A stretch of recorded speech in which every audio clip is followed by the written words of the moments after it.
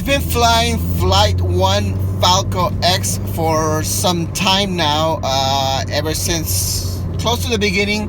Some of the beta versions, I'm testing an alpha version now. And I have to say I really like it. It does have its own unique feel. It isn't perfect yet. There's still things that need to be improved, but the flight performance itself, it's really, really good, and they're doing a lot of updates to keep making it better.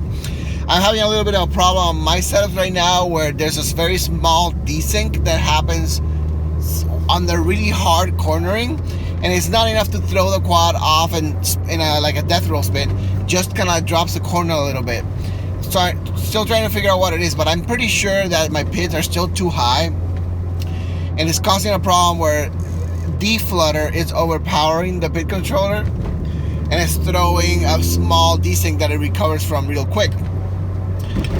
I have to figure that out, but so far I think that's the only problem I've really had, and I expect to fix that soon and be on my way. But it's flying. I like the flight performance. It definitely has its own unique feel. It's really good. It gives you a certain confidence in the sticks that is really nice and a very direct feel, and I know a lot of the FlightOne guys say that it has this very direct feel.